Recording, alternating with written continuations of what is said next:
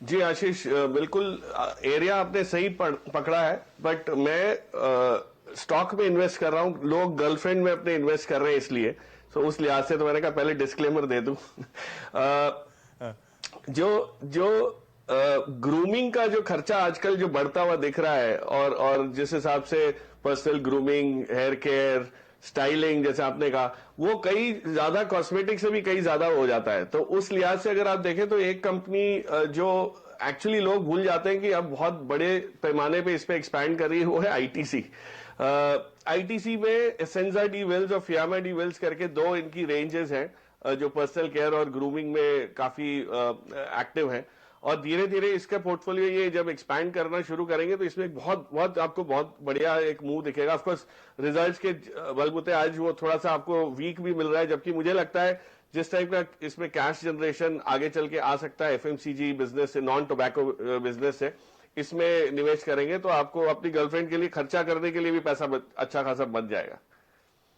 तो ठीक है, आईटीसी वो बेहतरीन कंपनी, हम लोग सिगरेट्स, हम लोग होटल्स के लिए जानते हैं, एफएमसीजी प्रोडक्ट्स के लिए जानते हैं, लेकिन जो जो हम हेड ढूंढ रहे हैं कॉस्मेटिक्स, वाकई कई सारे ब्रांड्स हैं। फियामा, विविल, चार्मिस, एजेंजा डी विलिस और विल्स और इंगेज, अरे बहुत सारे ब्रांड्स हैं इस कंपनी के स्पेस में भी। और आईटीसी वो स्टॉक है जिसमें अगर आप ये स्पेंड्स को इनकैश करना चाहते हैं, बेहतर तरीका हो सकता है, लंबी अवधि के लिए एक अट्रैक्टिव बेट हो सकता है। महेश्वरी सर, आपसे भी एक कॉस्मेटिक वाला स्टॉक चाहिए। आपको भी आईटीसी पसंद आता है या कोई और स्टॉक है जो स्पेस में लगता है आगे अच्छा आउट परफॉर्मेंस डिलीवर कर सकता है?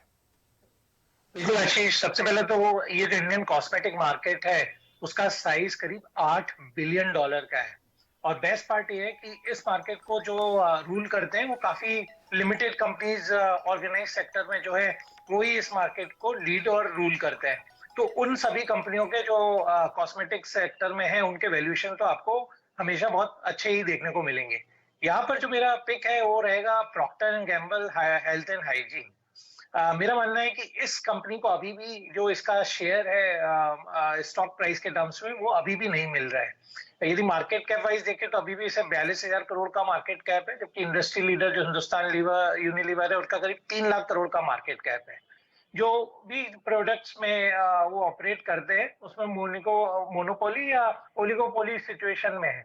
जैसे फीमेल हाइजीन में उनका काफी बड़ा मार्केट शेयर है, करीब 67% का मार्केट शेयर वो ही रूल करते हैं। बच्चों के डायपर्स हुए या आपका शैम्पू में प्रॉक्टर एंड गैम्बल या पेंटीन जैसे प्रोडक्ट हुए, विक्स हुआ, तो काफी सारे जो भी सेक्टर है वहां पर बिल्कुल लीडर है। बेस्ट पार्ट जो अभी हुआ है कंपनी का, जो लास्ट क्वार्टर का मुनाफा हमने देखा कि जो मुनाफा 135 करोड़ जो पिछले साल था उससे बढ़ के इस बार 250 करोड़ का मुनाफा हो गया है। तो अब ये कंपनी एनालिस्ट कम्युनिटी की राडार पे आ रही है। स्टॉक ने आज अपना 52 वीक हाई को भी टच किया है, बट मेरा मानना है कि यहाँ से भी करीब 50% का अपसाइड इस स्टॉक में अगले 1 से 1.5 साल में बिल्कुल आप देखने को मिलेंगे यदि ये रन रेट जारी रहता है। तो बिल्कुल Procter and Gamble health hygiene को अपना वैलेंटाइन गिफ्ट बनाइए और अगले साल तक आपको बेहतरीन रिटर्न देगा। हाँ, और वैलेंटाइन गिफ्ट से हम लोग का मतलब था कि आप इन स्टॉक्स में खरीदारी करने के मौके ढूंढिए। दरअसल बढ़िया एवेन्यूज हैं, बहुत अच्छे मौके इन कंपनीज के सामने। और वाकई पीएनजी ने जब अपने रिजल्ट्स घोषित करे थे, मुझे याद है, हैवी ये टिकट, बड़े टिकट साइज वाला स्टॉक, और क्या मूव करा था उन नंबर्स पे। और गजब के ब्रांड्स है, head and shoulders, Pantene, whisper, ओले, इस तरह के जो ब्रांड्स आप देखते हैं ना, ऑयल ऑफ ओले, ये सब इसी हाउस से आते हैं, पीएनजी हाइजीन एंड हेल्थ। इस कंपनी को रडार पर रखना है। तो ये कॉस्मेटिक्स की थीम, ये स्पेंडिंग की, ये मिलेनियल जो यहां खर्च करते हैं उस थीम को इनकैश करना है, तो दो बेहतरीन कंपनीज है कॉस्मेटिक्स के थ्रू, आईटीसी और पीएनजी हाइजीन, आप लोगों की स्क्रीन पर। उस फ्लो चार्ट को वापस लेकर आइएगा। कॉस्मेटिक्स के अलावा हमने कहा था फैशन एक और ऐसा जगह है जहां पे मिलेनियल्स बहुत तगड़ा स्पेंड कर रहे हैं, और ये काफी डाइवर्सिफाइड स्पेस और बहुत सारी कंपनीज हैं। अब उसमें जो कुछ मॉल्स ओन करती हैं, जो कुछ ब्रांड्स ओन करती हैं, सब आपको आपकी स्क्रीन पे नजर आएंगी। अब इस थीम को प्ले करने के लिए हेमांग सर, एक तो ये थीम प्ले करनी चाहिए क्या, और प्ले करना है तो कौन से एक सबसे प्रिफर्ड स्टॉक कौन सा होगा जिसके थ्रू इस थीम को प्ले करूं, फैशन की?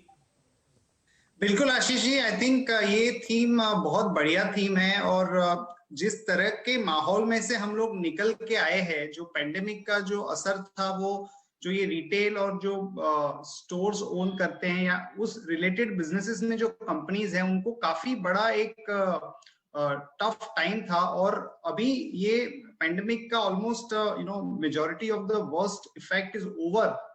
तो ये कंपनीज में बहुत सारे मौके हैं, बिकॉज जो लाइफस्टाइल चेंजेस है और जो रीसेंट ट्रेंड्स है वो ये दिखा रहे हैं कि people are very much eager to बाहर जाके शॉपिंग करने के लिए। ऑनलाइन भी करते हैं, millennials prefer online also, but weekends पे वो प्रेफर करते हैं जाने के लिए।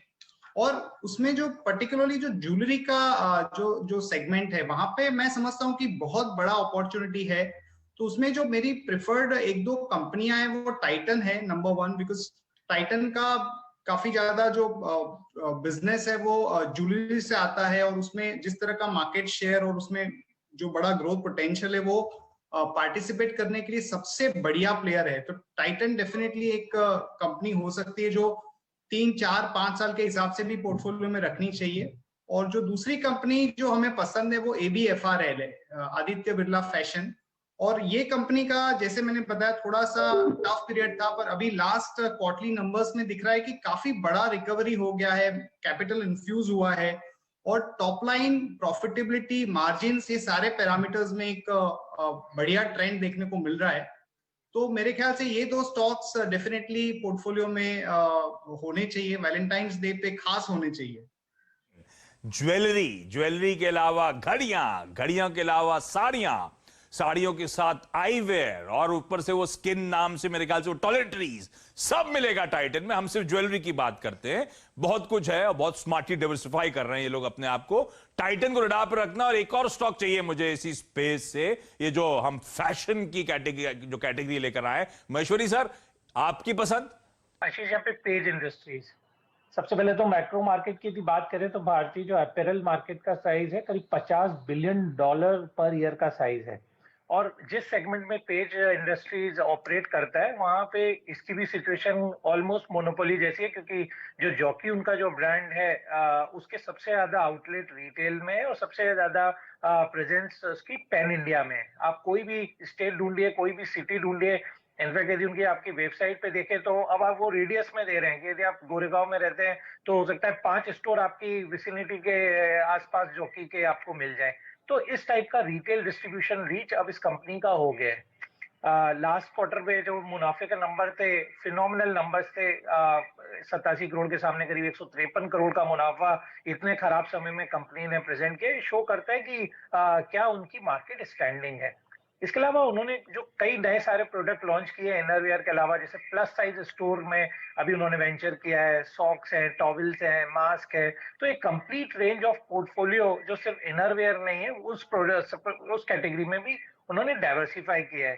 तो मेरा मानना है FY23 में कम से कम पेज इंडस्ट्री का EPS 500 रुपए पर शेयर रहेगा। तो अभी भी 60 के प्राइस अर्निंग मल्टीपल पर अवेलेबल है, और यहाँ से भी मुझे करीब 25% की अपसाइड अगले 1 साल में स्टॉक में कंफर्टेबली नजर आती है। हाँ, तो जॉकी और स्पीडो जैसे ब्रांड आपको, आप क्विकली तीसरी कैटेगरी की तरफ बढ़ रहा हूं क्योंकि समय कम है मेरे पास, क्योंकि इन लोग के सबसे इंपॉर्टेंट बेहतरीन की जिसमें मैंने कैटेगराइज करा था कई सारी चीजें। सबसे बड़ी जो होटल प्रॉपर्टी कंपनी है हिंदुस्तान में वो है ताज होटल्स, और उसकी जो पेरेंट कंपनी इंडियन होटल्स के नाम से जानी जाती है। मुझे लगता है इसमें हर चीज जो आपने फैक्टर्स बोले वो बहुत ही स्ट्रांग फैक्टर्स हैं, वो सारे ही इसमें आ जाएंगे। और अभी कुछ हाल में ही कुछ समय से कंपनी में हमने एक री रेटिंग होते हुए देखी है, तो इसको बिल्कुल मेरे को कोई इसमें डाउट ही नहीं है कि इससे अच्छी आपके लिए एक्सपीरियंशियल बेनिफिट वाली जो पिक है वो इंडियन होटल्स रहेगी। ताज, ठीक है, इंडियन होटल्स वो स्टॉक जिस पे आपको दाव लगाना है। और इसमें हेमंग जानी साहब की एक और इंटरेस्टिंग पिक है। हेमंग सर, एक्सपीरियंसेस में आप कौन सा स्टॉक लेकर आए और क्यों? आशीष जी, मैं इन्फो एज एक्सपीरियंस थीम के अंदर लेके आया हूं, क्योंकि जब हम ऑनलाइन सेगमेंट की बात करें और जिस तरह का ट्रैक्शन और ग्रोथ विजिबिलिटी ये जो सेगमेंट दिखा रहा है, उसमें इन्फो एज एक बहुत बढ़िया कंपनी है। कोर बिजनेस जो है naukri.com, उसमें काफी अच्छा इंप्रूवमेंट देखने को मिल रहा है। और जो सारे जो इन्वेस्टमेंट्स उन्होंने किए अलग अलग प्लेटफॉर्म में, रियल एस्टेट हो, एजुकेशन हो, मैट्रिमनी हो, तो ये सारा जो ऑनलाइन इकोसिस्टम है वो एक बहुत बड़ा ग्रोथ क्रिएशन अपॉर्चुनिटी हमें दे रहा है इंडिया में भी, और जैसे हमने देखा यूएस में भी ये थीम चल रहा है। तो इन्फो एज मैं समझता हूं कि एक बहुत बढ़िया इन्वेस्टमेंट अपॉर्चुनिटी हो सकती है, जिसमें बड़े अपसाइड ट्रिगर्स भी है और कोर बिजनेस भी अच्छा कर रहा है। स्ट्रॉन्ग रिलेशनशिप की बात कर रहे हैं। ये कंपनी वो है जो जीवनसाथी.com वेबसाइट भी ओन करती है, लेकिन इसकी इन्वेस्टी कंपनीज की भी चर्चा बहुत रहती है। इन्फो एज को रैप रखना है, ये एक और बेहतरीन बेट हो सकता है। मैं सब कुछ रैप अप करूंगा, लेकिन इस समय क्विकली छोटा सा ब्रेक ले रहा हूं। ब्रेक के उस पार इनके सबसे प्रेफर्ड बेट्स, वो स्टॉक जिनको इन्होंने एक्चुअली दिल लगा लिया है और हमारे लिए भी एक बड़ा अच्छा इन्वेस्टमेंट एवेन्यू हो सकता है, उस पर चर्चा।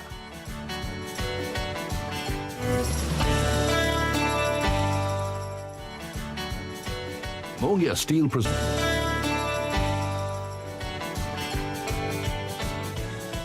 पसंद आता है और हम और आपके पोर्टफोलियो में भी शुमार किया जा सकता है लंबी अवधि के लिहाज से। हेमांग सर, आप शुरू करिए। ऐसा कौन सा स्टॉक है सर? आशीष जी, मेरा जो स्टॉक है जहां पे I have fallen in love with it is Sun Pharma, और मैं लगभग 6-7 साल से ये स्टॉक को ओन कर रहा हूँ। हालांकि बीच में 2-3 साल में फार्मा सेक्टर में थोड़ा सा हमने ट्रबल्स देखी थी, बट ये एक ऐसा स्टॉक है जहां पे हमने बहुत अच्छी रिवाइवल देखी है।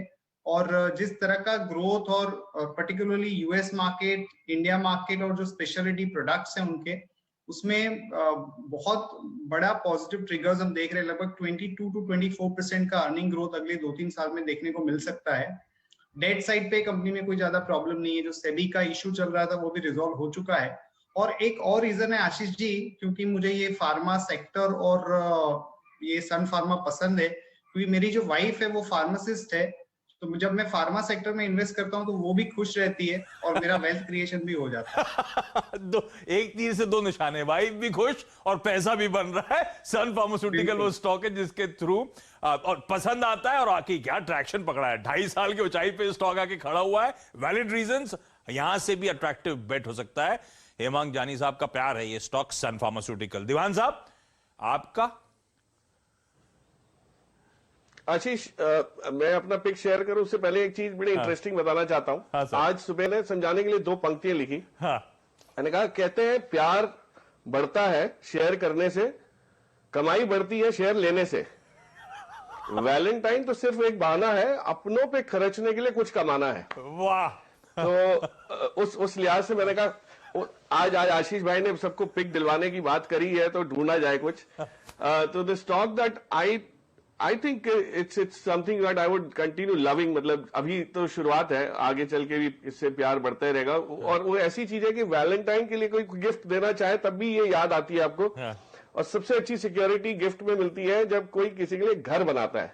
तो घर बनाने वाली ऐसी कंपनी जो है जो हाउसिंग फाइनेंस का काम करती है, उसमें से मेरी चुनिंदा कंपनी जो हमेशा रही है वो है कैन फिन होम्स। इससे वो छूटता ही नहीं है प्यार, तो बार बार इसी को दोहराता हूं मैं।